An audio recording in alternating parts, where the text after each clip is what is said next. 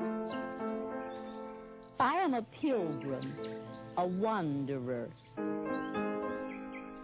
And a pilgrim is a wanderer with a purpose.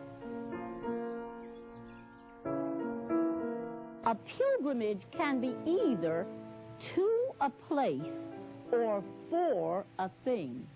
And mine is for a thing. Mine is for peace.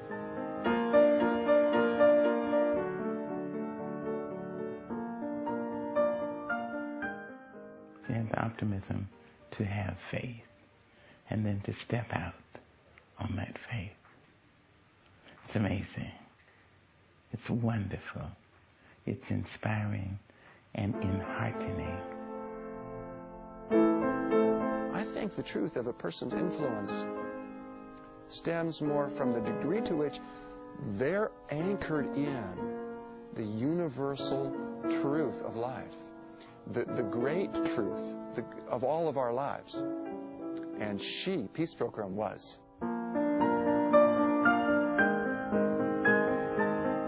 She was a living demonstration of the potential that can be unleashed when persons are fully engaged in doing what they believe to be the most important thing in the world.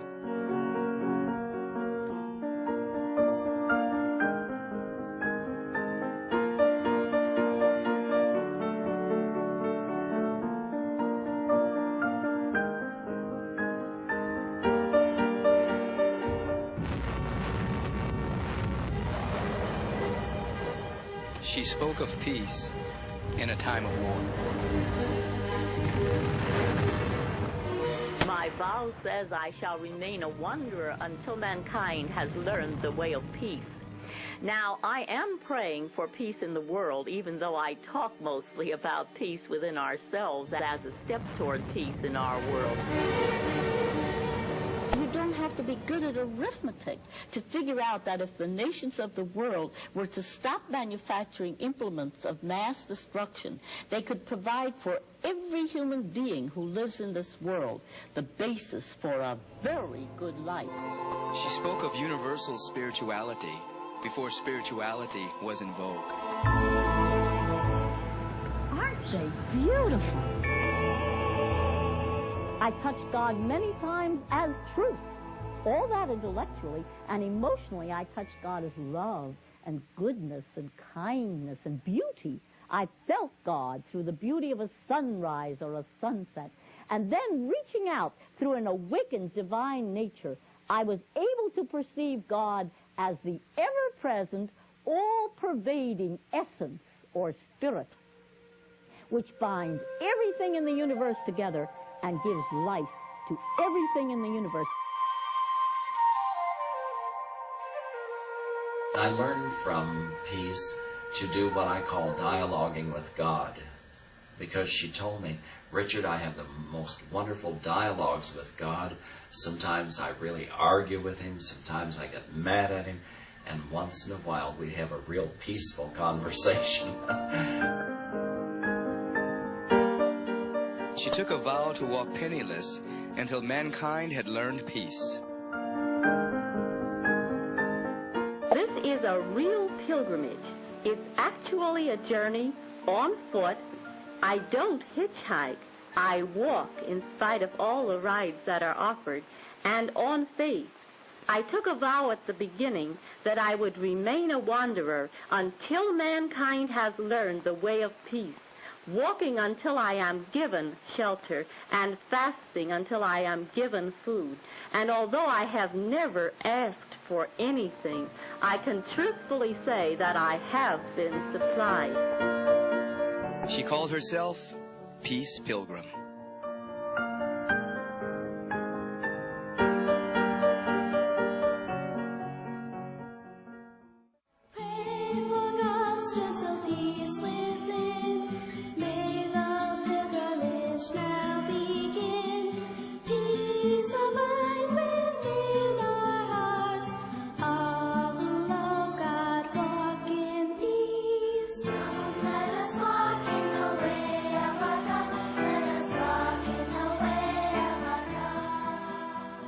The began January 1st of 1953. It's my retirement project, and I finished counting the 25,000 miles toward the end of 1964. I have not counted miles since then.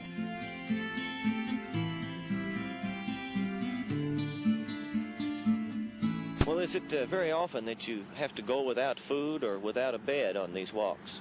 I seldom skip more than 3 or 4 meals in a row. I don't even think about food until food is offered. I once had a 45-day period of prayer and fasting. I know how long one can go without food.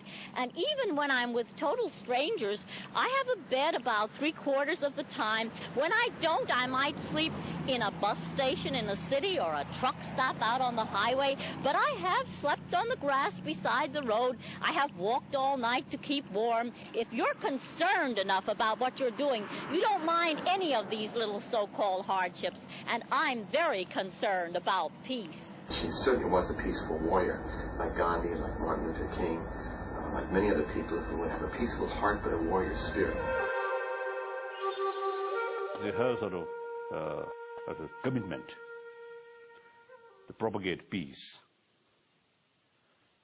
and sort of, I think, to express through one of human action. That's the peace walk. And without any sort of, money or, seeking money or fame or some other thing. Simply carried such hard work, not easy, of course, hard work, sheerly through sincere motivation. And that's wonderful. People became very interested in her as an individual and wrote about it. And this just propelled her message that much stronger into the consciousness of people.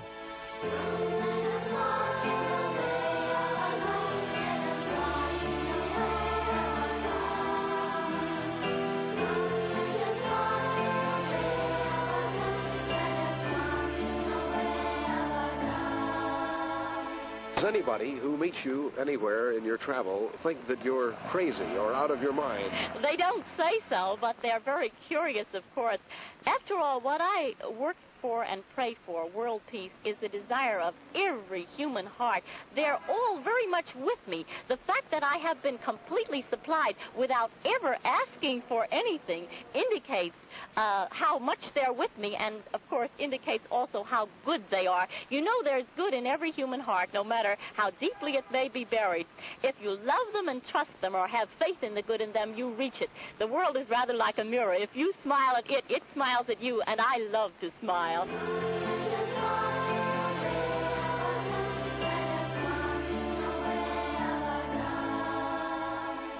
When someone is peaceful, you don't have to ask them if they're peaceful. You just feel it, and it's like a magnet of you're wanting to be around that person. That's true. And I didn't see her as an evangelist trying to change the world in terms of making people do things, but by her own demonstration, she inspired people. When I realized what human potential really was, what people really are capable of, I looked around me and I said, how sad that most people only scratch the surface of their real potential. No wonder they have problems. No wonder society has problems. She was very famous in United Nations circles by having these demonstrations of peace, and she was definitely one of the great prophets of peace at that time. We are now prepared to destroy more rapidly and completely every productive enterprise the Japanese have in any city. What in our society calls forth a peace pilgrim? Well, don't forget the Korean War was on, the McCarthy era was at its height. There was great fear at that time and therefore great apathy, because the safest thing to do is nothing. At any time, in any culture, where there is great apathy in the face of a crisis situation, a pilgrim is apt to step forth. And a pilgrim's job is to rouse people from their apathy and make them think. Every age provides us with peace pilgrims. They may not walk, they may sing. They may not sing, they may preach.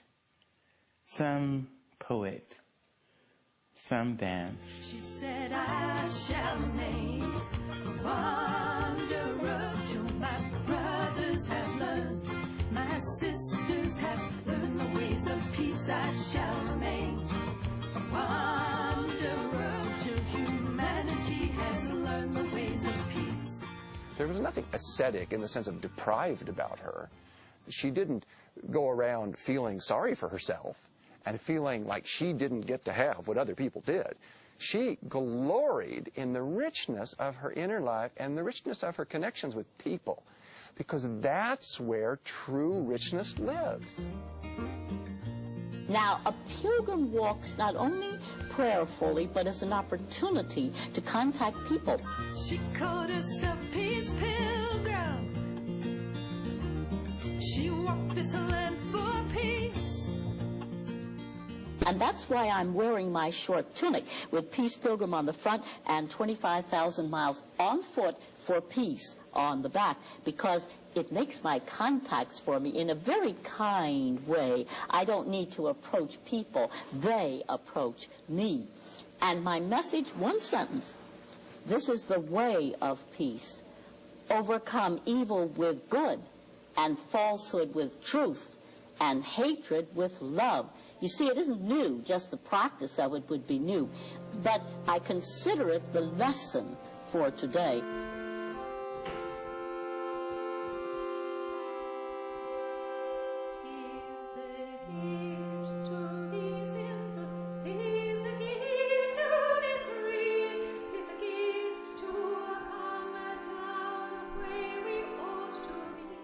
Her message is impacted and it's strengthened by the fact that she lived it.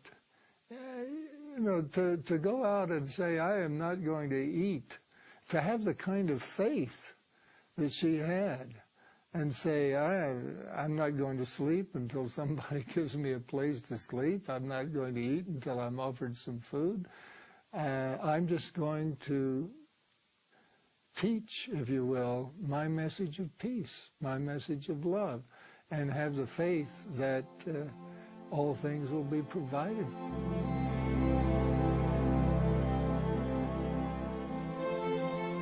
I took my vow of simplicity. I shall not accept more than I need, while others in the world have less than they need. And that was what motivated me to bring my life down to need level for me.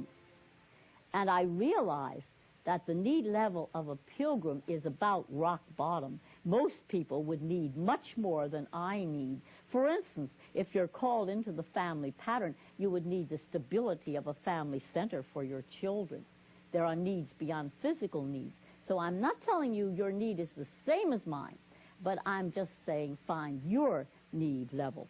When I found my need level, I felt a wonderful harmony in my life. What I want and what I need are exactly the same. You couldn't give me anything I don't need.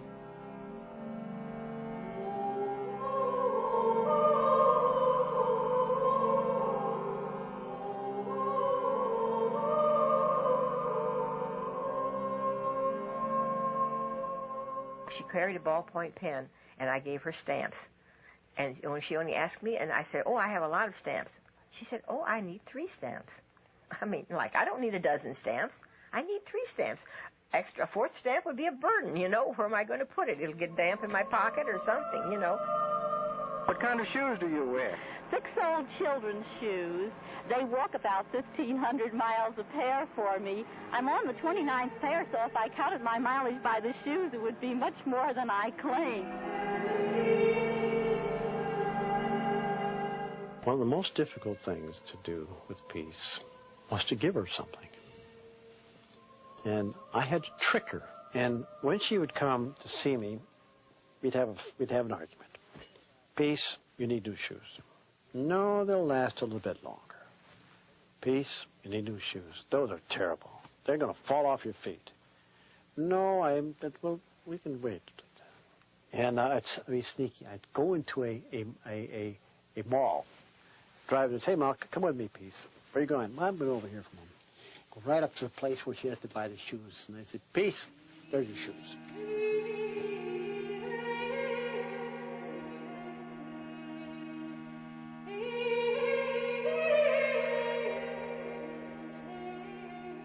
I know people must think I feel poor because I'm penniless, but I don't feel poor. I have actually great blessings, and therefore I feel rich.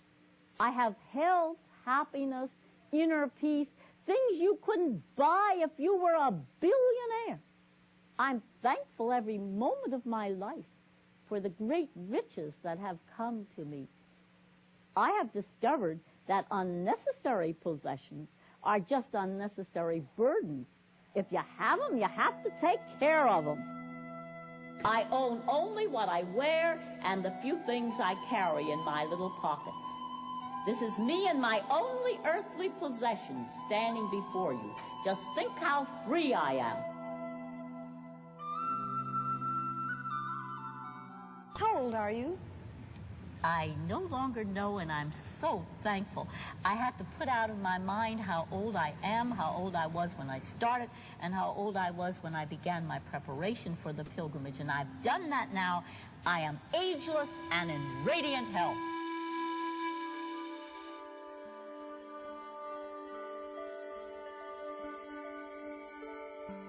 Now let me answer the most common question that I am asked. How in the world did you ever get started on a thing like that? I came from a very quiet life. I was born on a small farm on the outskirts of a small town. I had a woods to play in and a creek to swim in and room to grow. And I would wish for all children a situation where they have room to grow, because I look at plants growing up too crowded together, and I realize that they never attain maximum growth. And we humans are a little like that too. Now, I began to make some good choices when I was still quite young. For instance, my rule of first things first. And the golden rule influenced my life when I was quite young. I read it in history. Do unto others as you would have others do unto you, expressed in a lot of different ways. It was really pointing out that every culture had one. Well, it was different from anything I had ever read because it received an inner confirmation from me and affected my entire life. I carried it into high school with my little saying, if you want to make friends, you must be friendly. And that's an offshoot of the golden rule, a recognition that people react according to the influences brought to bear upon them. I still have it in my life today with my little saying, if you want to make peace, you must be peaceful. And that works too.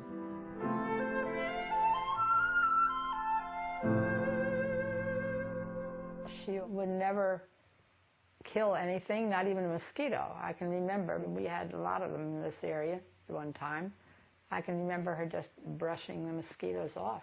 She wouldn't kill them because she said she wouldn't kill another living thing. I never thought of her as being athletic enough to walk all those miles. She was strong and agile and all that sort of thing, and was an excellent swimmer and could swim far and do all sorts of tricks in the water. But, you know, that's one thing, but walking across the continent is something altogether different. I remember when I was a child, I was offered real cigarettes from a package, which I didn't smoke, but my friends did. In high school, I was offered every kind of alcohol you can think of, which I didn't drink, but my friends did. Now, I faced a test in this regard just beyond my student days. all my friends at that time used both alcohol and tobacco. And with this push toward conformity in those days, they actually looked down on me because I didn't. And gathered in someone's living room, I said to them, look, life is a series of choices. Nobody can stop you from making your choices, but I have a right to make my choices too. And I have chosen freedom.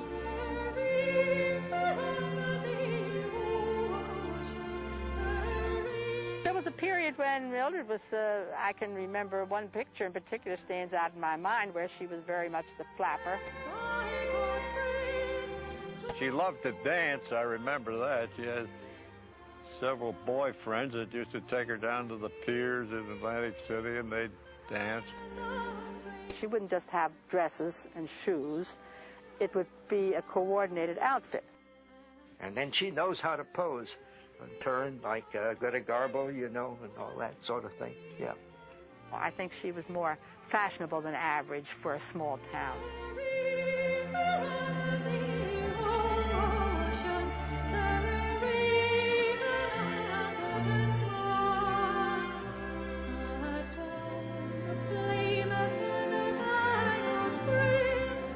She was actually the first woman ever to hike the entire Appalachian Trail.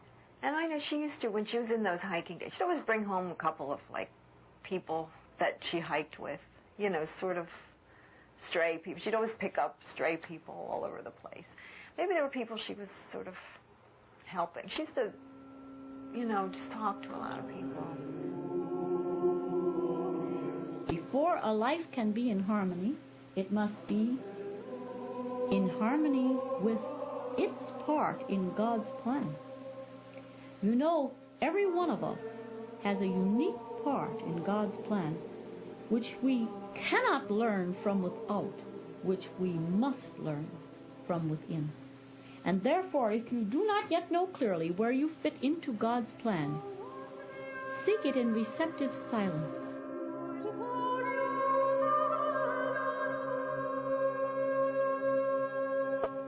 Out of a feeling of deep seeking for a meaningful way of life, I began to walk one night through the woods with the feeling that I would continue to walk until I found what I was seeking.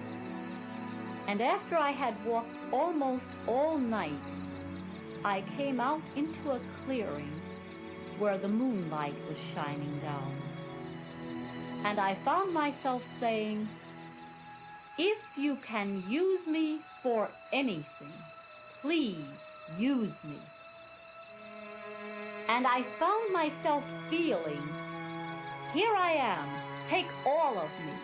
Use me as you will. I withhold nothing. And then, of course, I felt I had found what I was seeking. I experienced the complete willingness, without any reservations whatsoever, to give my life to something beyond myself. But then I discovered that there is a great difference between the willingness to give and the actual giving. In my life, 15 years lay between. Well, she was 19 or 20 when I met her, and she was like a normal girl. Those days, a normal girl of 19, 20, except she never was interested in cooking or anything like that. Well, she just wasn't a homemaker. That's all there was to it. No way, shape, or form was she a homemaker. And that's what I wanted. I wanted a home and family. Children were not ever in her lifestyle. She didn't have the mother instinct, I think, that most women have. And he couldn't accept the fact that she had something to say. And she had not only something to say, but she said it, definitely. What she wanted. There was no question about it. There are certain things that she would accept, and certain things she wouldn't. And if she didn't accept them, that was it. During the years that we lived together, she really didn't have a goal. The goal was, naturally, a broad thing. She wanted to no war, peace. She wanted me to go to prison rather than go into service. She would come to visit me, and of course I didn't. I didn't volunteer, but when I was drafted, I went and I served. He had asked her to go with him to the camp. And she wrote me a letter back that as long as I was in the service, she would not go to visit me. She would not have anything to do with me as living with me. And she absolutely, in fact, I had taken that letter to my commanding officer, and he said, you know, that's grounds for divorce. When the divorce was over, then there was no ties. They did one thing for her, let her live her life the way she wanted. She lived very comfortably, but was not happy. Had what she said the world would call success, what the world would think of as having it made, so to speak, but this unrest in her soul. And then she had this vision, this calling to do this walking for peace. And she had the struggle inside of herself, because she said, why would I leave this? She obviously had beautiful gardens around her home and she loved flowers. But she said, why would I leave this to impoverish myself? And she thought, but am I not impoverished where I am? I'm not a happy woman. I'm not what you would call a peaceful woman. My life is full of unrest. I'll give it a try. When the world is fighting, fighting, I am finding peace. Where do you think her faith came from?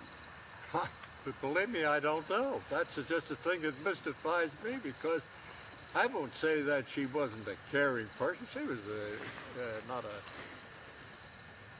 an unsympathetic person or anything, but still, I mean, she wasn't too much out of the ordinary as far as, you know, making the sacrifice she did to express our ideas. I don't know where it came from. She had severed her old relationships. The local people didn't go along with her. Family didn't go along with her.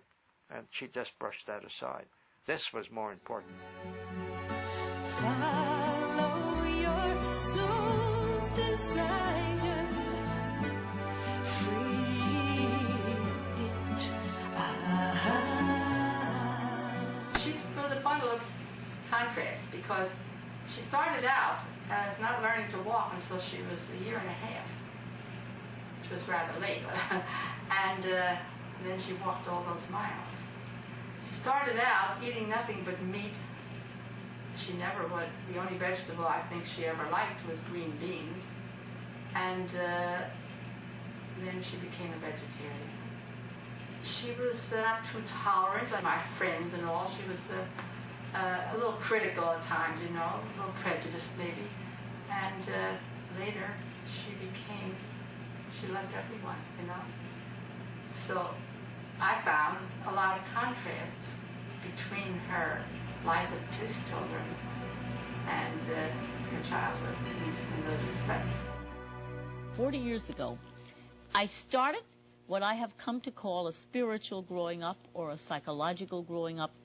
It takes you from the self-centered life, or the life governed by the self-centered nature, into the life governed by the nature which is centered in the good of the whole, which sees you as a part of the whole and works for the good of the whole, which sees that you're a cell in the body of humanity, that every cell, every human being has, well, equal importance, equal potential, although in varied stages of growth, because we choose how much growing we do, and a job to do in the total scheme of things.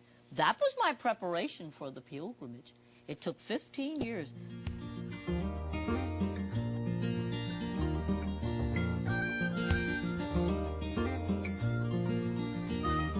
She called herself it's a land for peace. Over 25,000 miles she walked along, with no possessions but the clothes upon her back. No money in her pocket, yet nothing did she lack, nothing did she lack.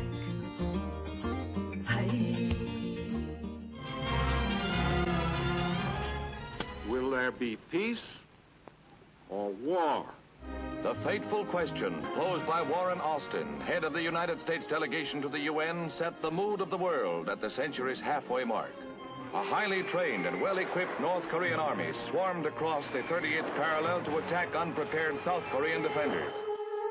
I have walked 6,900 miles of my 10,000-mile pilgrimage for peace. My first 5,000 miles took me from coast to coast and from border to border. My second 5,000 miles is taking me at least 100 miles in every state, Mexico, and Canada, always ending at the capital. The cost was high to Americans who bore the brunt under the UN banner. Now, is it true that the House Committee on Un-American Activities is considering an investigation of the clergy? The investigation of communism and communists in this country should take place wherever it be found. Increased range guided missiles were added to the underseas arsenal, and the submarine became a more formidable weapon of counterattack on enemy coasts. The year had indeed seen a revolutionary step forward in naval warfare and the nation's defense.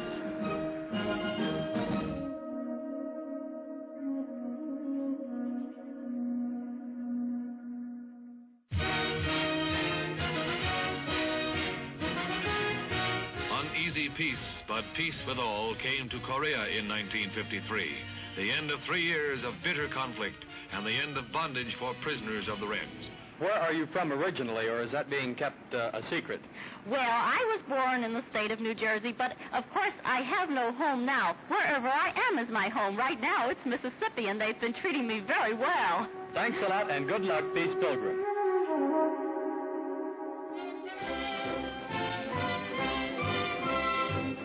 President Eisenhower began his second term as leader, not only of America, but all free peoples. His inauguration address was a peace plea. May the turbulence of our age yield to the true time of peace, when men and nations shall share a life that honors the dignity of each.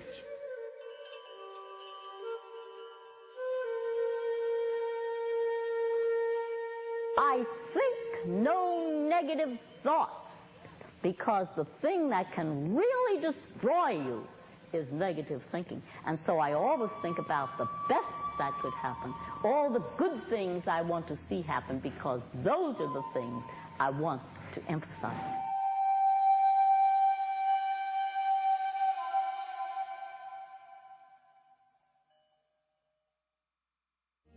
She walked until given shelter, and fasted until given food. Though others may have judged her, she judged no one, looking upon all with a single heart of compassion. Intense fighting both on the ground, inside the buffer zone, and in the air sends Vietnam casualty figures to a new high. We've happened to live because of the ingenuity of science.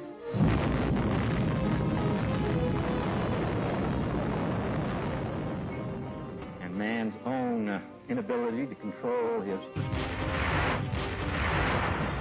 relationship one with another. We happen to live in the most dangerous time in the history of the human race. I receive these letters. Sometimes it's true they have written to their congressman. They have joined the Peace Corps.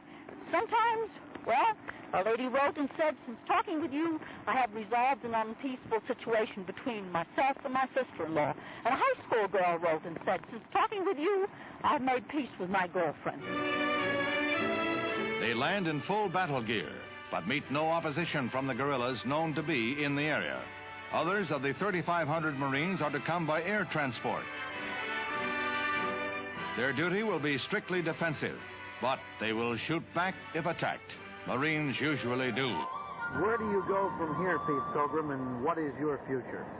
I'll be in Youngstown over the weekend. Then I'm heading south, Steubenville first, and then southern Ohio. I'm covering the entire East this year. As to my future, my vow says I shall remain a wanderer until mankind has learned the way of peace. But I'm an optimistic peace pilgrim. I expect to see world peace in my lifetime. I believe that peace is an idea whose time has come. Well, good luck to you and your cause. Thanks.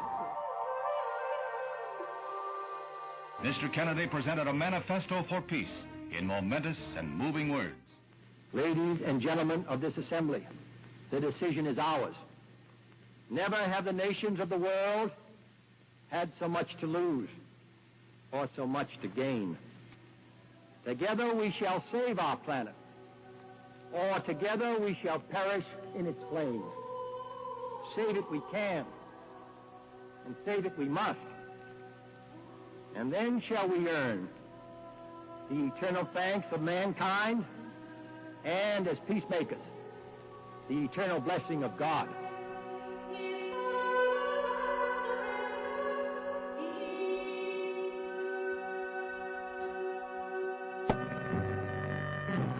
At 1:25, the motorcade moves into the downtown area.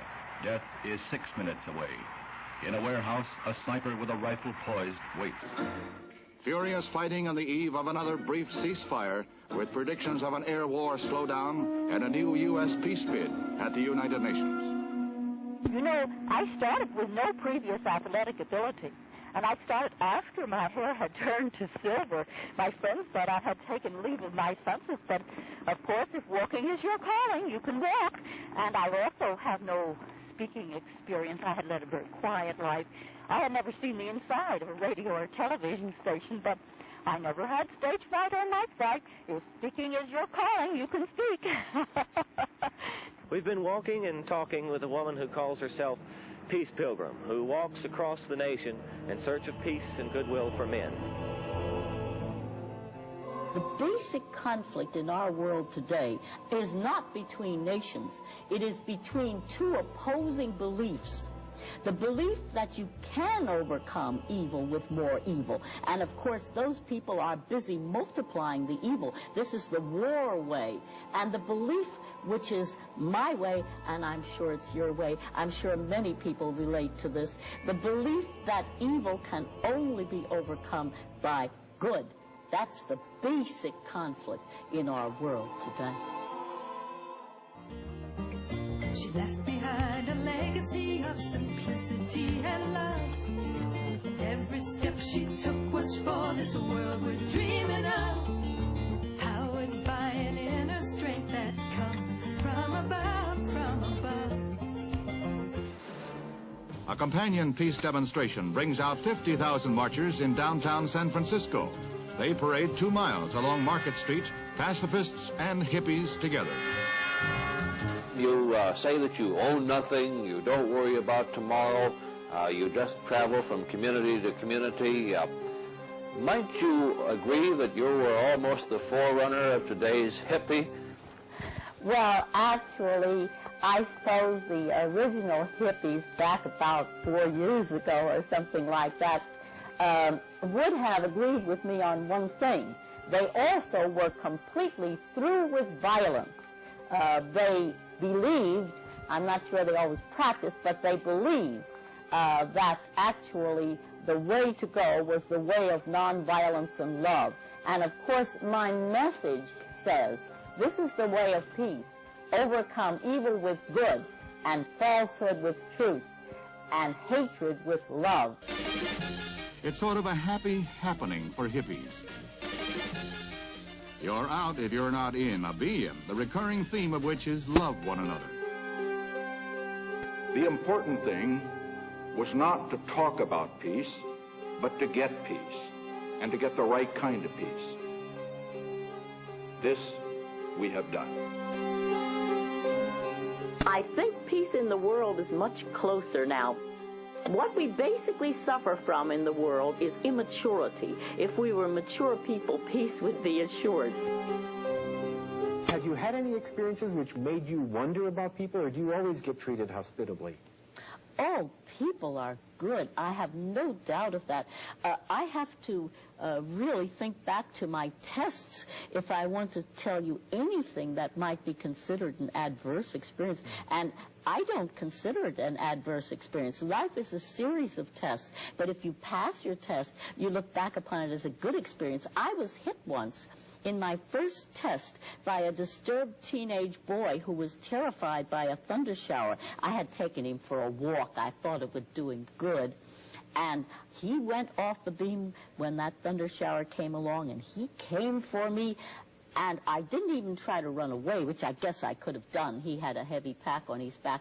And even while he began to hit me, I could only feel the deepest compassion for him. How terrible to be so psychologically sick that you would be able to hit an old woman. I faced his hatred with love even while he hit me. And as a result, it reached that spark of good in him. All was there, no matter how deeply buried, and he experienced remorse. And to make a long story short, what are a few bruises on my body in comparison with the transformation of a human life?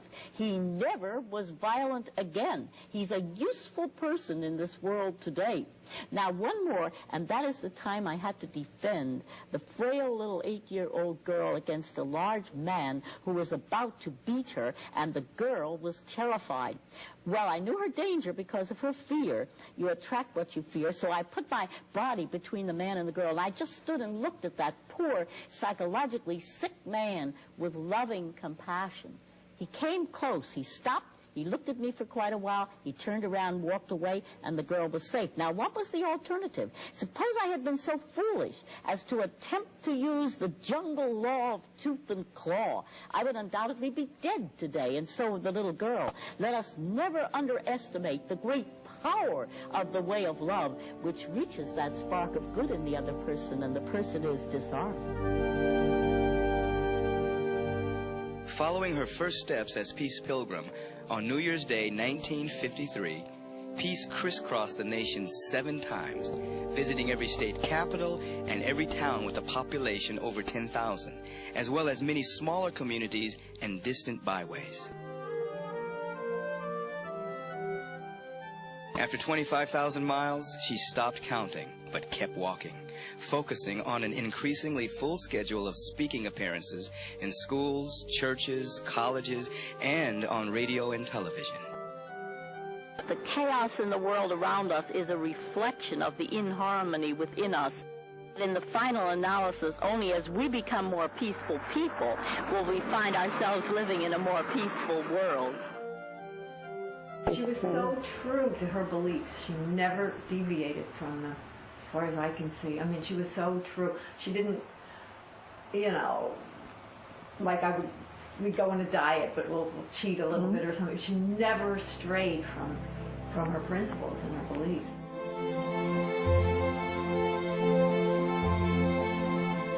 If you really believe a thing, you do the thing. Not what you say you believe. There is the Confucian saying that to know and not to do is in fact not to know. A number of people say they know this and they know that and they want this or they want that. They don't really know. You see, if a person really knew that what goes around comes around, they wouldn't commit evil acts. If they knew it, they say it, they intellectually have embraced it. But to know it means you know it in your bones, you know it. The marrow of your bones is imprinted with that knowledge. You can't do otherwise when you know it. So Peace Pilgrim knew it, and so she did it.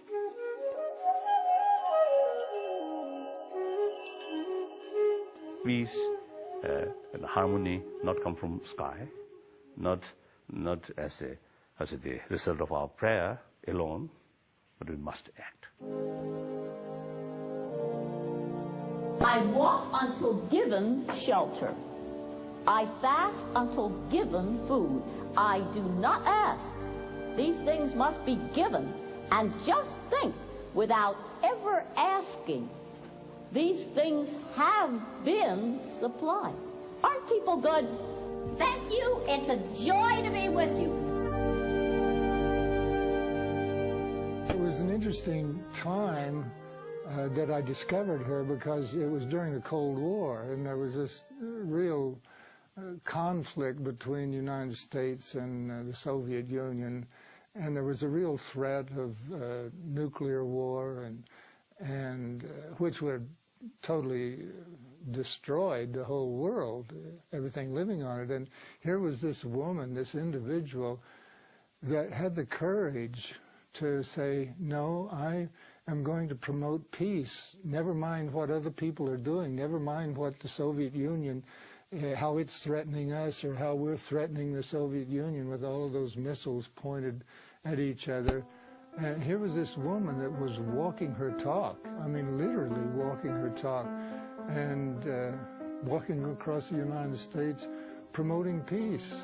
And the thing that really was so wonderful about her was that she knew that peace started within us, and that it was an individual happening, that it had to happen with individuals, one by one by one.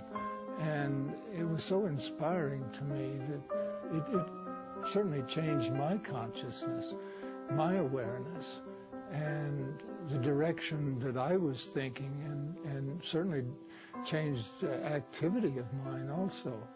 So she was very influential and inspirational in my life at that time. Do you think the world is more at peace now because of your efforts? Well, of course, only the world is more at peace because of the efforts of all peacemakers put together. You see, when I started out, why, people accepted war as a necessary part of life, but now I'm on the popular side because peace has become a matter of survival, and even the most immature people wish to survive.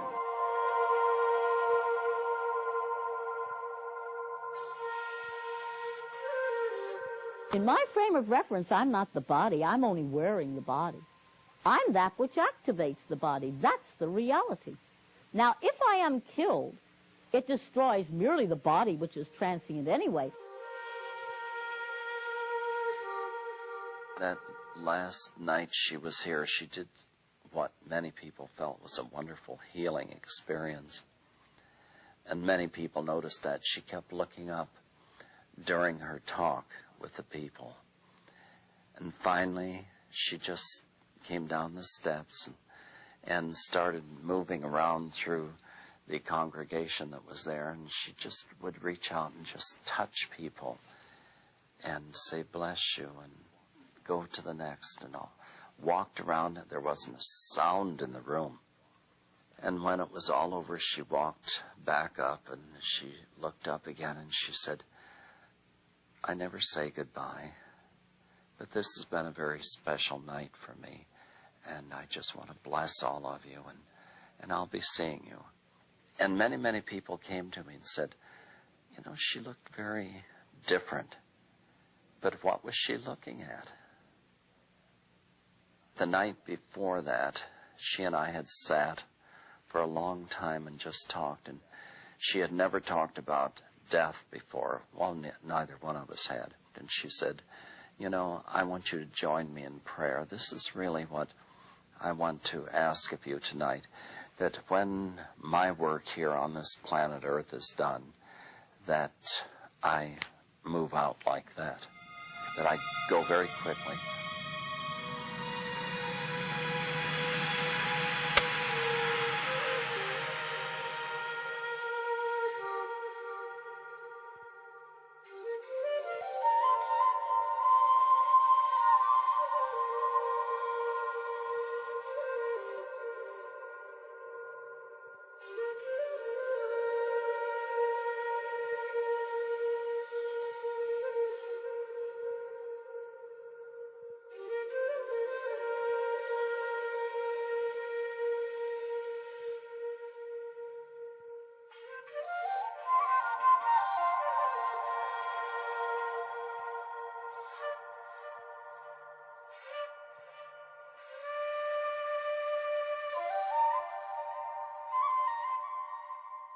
Well, I got a phone call from my husband at work, and he came to pick me up. And of course, it was a shock. I just didn't think that. I just always felt that she was going to outlive me. Blessed are those who bring peace. It was a beautiful ceremony down at the Methodist Church. And they had asked us to speak for just a few minutes, and I remember I spoke longer than that because I had interviewed her. And I had so much that I wanted to share, and I don't know how long I talked. But I think it was longer than 5 minutes.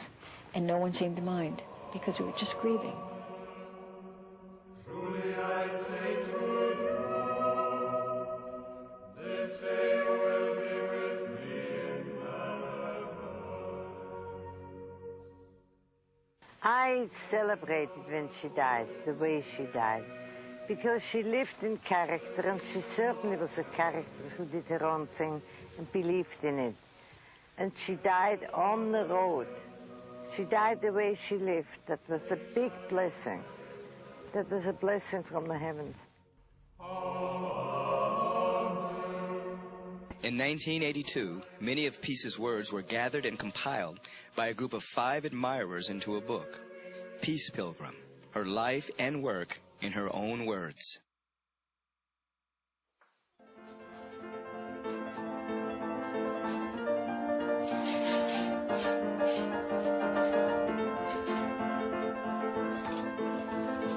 As friends of Peace Pilgrim, they published this book and have also kept in print Peace's little booklet, Steps Toward Inner Peace.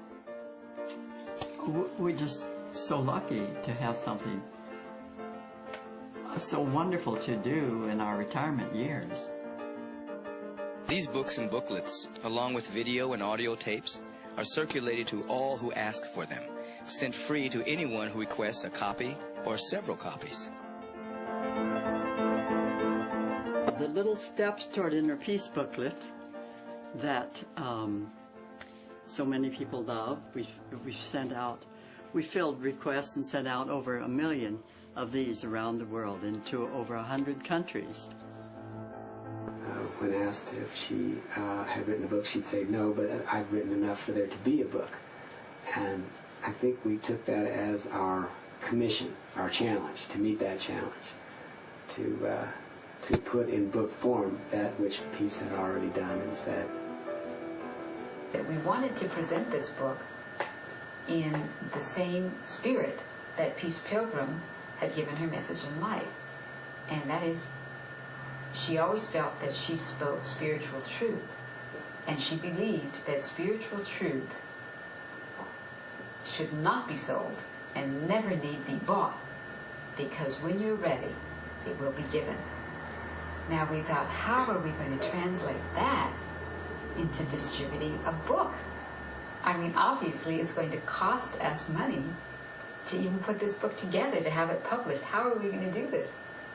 Some people thought we were crazy to offer a book free. They said, if they don't pay for something, they won't think it's very valuable. But that's not true. They think it is valuable. I don't think John Leanne had any idea beyond their fondest imagination that it would take off the way it did. We figured we might have 1 printing, maybe 2 printings. But the money kept pouring in, and the money kept pouring in. We kept reprinting it and reprinting it and reprinting it. And now it's a spiritual classic. It doesn't stop. In fact, I think there's more and more distribution every year.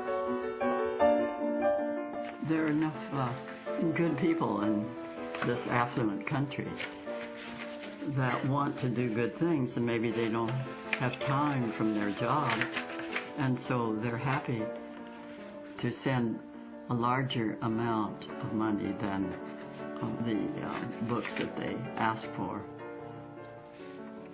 So that's how we keep going. What you need to do is to give me your name and address, and we'll send you however many books you'd like. Just one? Okay, that's because you haven't seen it. I never knew the woman who called herself Peace Pilgrim. I never knew her personally, never met her. I was just one of those many, many thousands and hopefully millions of people who were exposed to her own life and teaching through one of her book of the story of her life, or one of the steps to inner peace. We have 26 different translations of the Steps booklet in Spanish, French, German, Dutch, Finnish, Norwegian, Swedish, Danish, and in Arabic and Hebrew and Chinese. Wouldn't it be better to uplift each other than to destroy each other? That's the simple question that Peace Pilgrim asked by virtue of the way she lived. And that's the question all of us have to ask. We can't escape it. We can try. We can drink ourselves to death. We can adopt addictions and patterns of life to try to compensate and deny and keep ourselves from seeing it. But it's still there. And I'll tell you something. On our deathbed, it's going to be right there in front of us. How did you live? You lived in this particular time, in this particular culture, given these particular circumstances. Was your life an answer? Or was it part of the problem?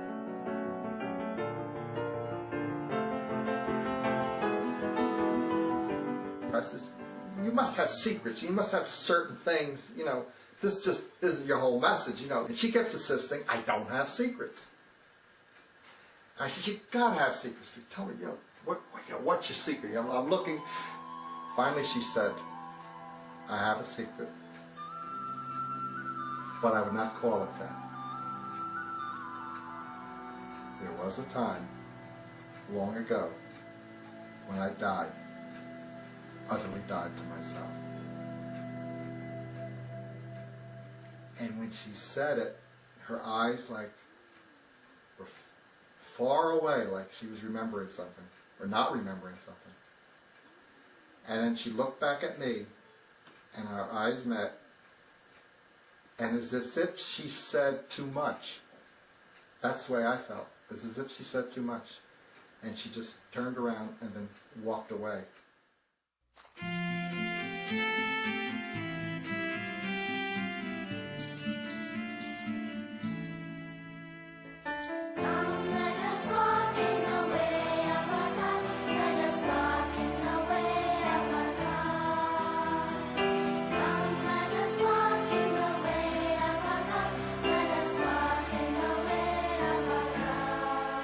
There is darkness in our world today, yes.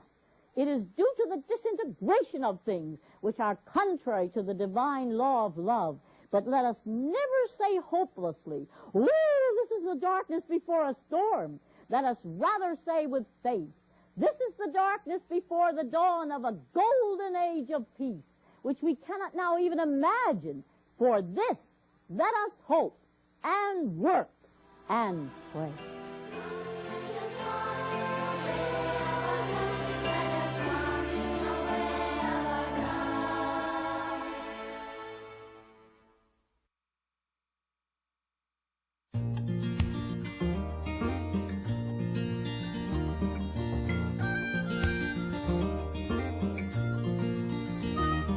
She called herself Peace Pilgrim.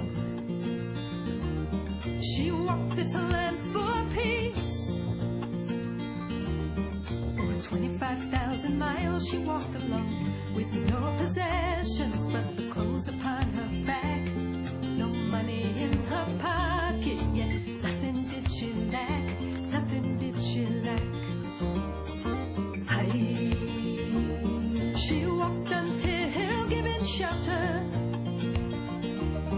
and fasted until given food.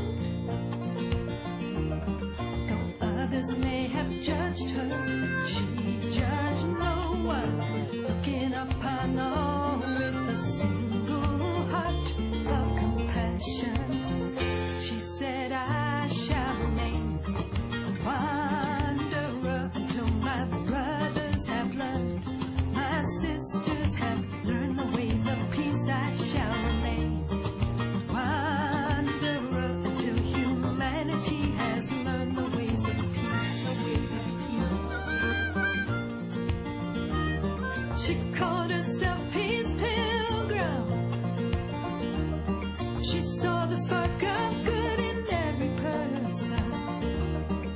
She left behind a legacy of simplicity and love.